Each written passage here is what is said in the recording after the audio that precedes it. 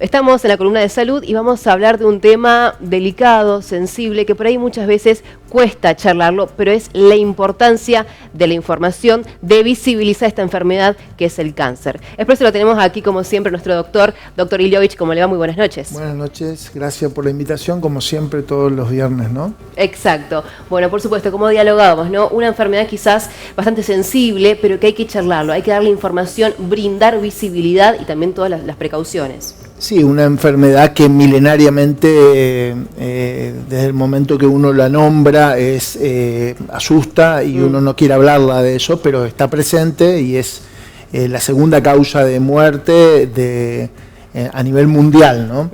Pero la idea es no hablar exclusivamente de la muerte, sino hablar de cómo se puede prevenir, porque las herramientas. Las herramientas, porque es una enfermedad que el 30, 40 o 50% se puede prevenir. Y con los controles y con la prevención por ahí se puede llegar a disminuir, como en los países desarrollados, la incidencia y la prevalencia de las enfermedades oncológicas del cáncer, ¿no? ¿Cuáles son el ranking, si quiere decir, el tipo de cáncer más frecuente? Bueno, los cánceres más frecuentes son el cáncer de mama, sobre todo en las mujeres, el cáncer de cuello de útero, que eso sí tiene que ver con el subdesarrollo, con las enfermedades de transmisión sexual, con el HPV. El cáncer de pulmón relacionado con el tabaquismo y el cáncer de tubo digestivo, el cáncer de próstata relacionado con las hormonas sexuales masculinas, ¿no? Todos esos tienen determinado tipo de noxas que generan inflamación en las células que continuamente se van reproduciendo, porque el cuerpo es algo muy interesante. Mientras nosotros estamos hablando, hay millones de células que están creciendo, se están reproduciendo, y se genera una mutación en una de las reproducciones de la célula o en uno de los mecanismos, y eso genera que se empiecen a formar células malignas. Y una serie de mutaciones que se generan en la célula es lo que produce estas células malignas que van creciendo y van reemplazando a las células normales. Entonces, la idea es, el cuerpo continuamente está combatiendo cánceres, con el sistema inmune y el cuerpo, a través de su sistema genético, a través de sus ADNs, y a través del sistema inmunológico va combatiendo los cánceres. La idea es saber qué es lo que genera los cánceres, qué se puede prevenir para tratar de no favorecer. Bueno, los cánceres que se previenen, porque hay cánceres que tienen que ver hay cánceres que uno no puede predecir que aparezcan, ¿no? Sí. Pero, por ejemplo, el cáncer de pulmón, del cabeza y cuello, que por ejemplo de laringe, de faringe, de esófago, tiene que ver y de vejiga y de páncreas con el tabaquismo. El tabaquismo es la causa más frecuente de causa que se pueden prevenir con respecto al cáncer. O sea que la idea es que los países desarrollados, con esta política que habíamos charlado en la vez anterior, con políticas de salud, de reducción del tabaco, se logró también bajar la incidencia de cánceres relacionados con el tabaquismo. El cáncer de pulmón es una de las causas más frecuentes de tabaquismo, pero tienen que saber que hay cánceres de pulmón que no son generadas por tabaquismo. Pero el tabaquismo es muy importante para prevenir que pueda aparecer cánceres de distintos tipos. Hay como 14 o 20 tipos de cánceres que están relacionados con el tabaquismo y otras enfermedades. Otro tipo es el sobrepeso y la obesidad, que habíamos charlado de eso. La obesidad y el sobrepeso tienen relación con el cáncer de cuello de útero, de mama, de páncreas, de próstata. Entonces, la dieta, el disminuir la ingesta de carne, el disminuir la ingesta de productos procesados, el comer más verduras, una vida saludable, disminuye la posibilidad de que uno tenga estos cánceres relacionados con la obesidad, el sobrepeso. Pero obviamente también, como habíamos charlado la semana anterior, la dieta saludable, la actividad física y todo eso. Y también el alcohol. Bueno, ahí, ¿qué pasa con el alcohol? Bueno, el alcohol también está relacionado sobre todo con el cáncer de hígado, un cáncer que se llama hepatocarcinoma, con los cánceres de cabeza y cuello, de laringe, de faringe, de estómago, tienen que ver con de páncreas. Perdón, me interrumpo ahí, cabeza y cuello es uno solo. Cabeza y cuello es un grupo de cánceres. Hablamos de cabeza y cuello porque mañana es el Día Mundial contra el Cáncer Mundial contra el Cáncer de cabeza y cuello, sobre todo los cánceres de la cavidad bucal y de la parte superior de la vía aérea. Por ejemplo, cáncer de garganta, cáncer de laringe. Entonces, nosotros tratando de evitar el tabaco, tratando de tener una vida saludable, de no subir de peso, de tratar de controlar de peso, de tener una dieta saludable y disminuir el consumo de alcohol o no tomar alcohol, uno disminuiría la probabilidad de tener cáncer. ¿Estamos?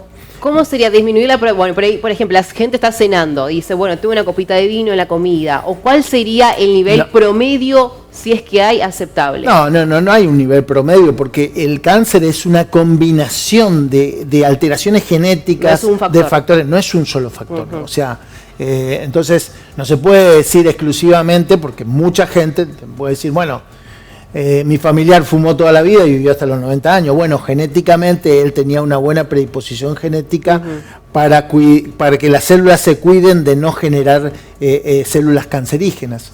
Entonces tiene que ver la genética, tiene que ver estas noxas que estamos hablando, tiene que ver los antecedentes familiares y tiene que ver algunas cosas que son desconocidas también. Se está estudiando mucho el tema de la genética y de las relaciones para ver cuál es el factor causal, pero en un 50% no se puede saber la causa. Entonces, pero de lo que se puede prevenir en un 30 o 50% tiene que ver con esto. Obviamente hay otras causas, como por ejemplo las infecciones, como por ejemplo el HIV, las enfermedades de transmisión sexual, la hepatitis C, el virus del papiloma humano. Que eso hay que charlar también en los colegios, Claro. Que para los chicos también aprendan, sepan cuidarse. Porque es importante que se cuiden, es importante que la gente se vacune, las nenas que se vacunen contra el HPV. ¿A partir de qué edad? A partir de los 10 años. Bien. Y a partir contra la hepatitis B también es importante, porque la hepatitis B produce hepatocarcinoma, cáncer de hígado, y las enfermedades de transmisión sexual y las infecciones, por ejemplo, en el estómago. En el estómago, por ejemplo, hay una bacteria nueva que se descubrió hace 30 40 años que produce gastritis y que puede llegar a producir cáncer de estómago. No es la única causa. Ahí se agrega el alcohol, el tabaco, la parte genética y también esta inflamación crónica por esta bacteria. Entonces son varias cosas. En realidad el buen control, el control médico, el control de las mujeres, que se hagan sus respectivos controles ginecológicos, ecografía mamaria, mamografía, Papa Nicolau, a pesar de que sean mujeres grandes, porque yo en el consultorio le insisto y me dice, pero doctor, yo no tengo relaciones, tengo 70, no, hay que seguir controlándose porque es la única manera de prevenir. Cuando uno hace un diagnóstico precoz de un cáncer, tiene solución, porque a medida que el cáncer va avanzando y va invadiendo tejidos o se va ramificando lo que se llama metástasis, ya la probabilidad de tratamientos es muchísimo menor. Aparte, en las mujeres, que usted me mencionaba los tratamientos de las mujeres, ¿a partir de qué edad tienen que comenzar?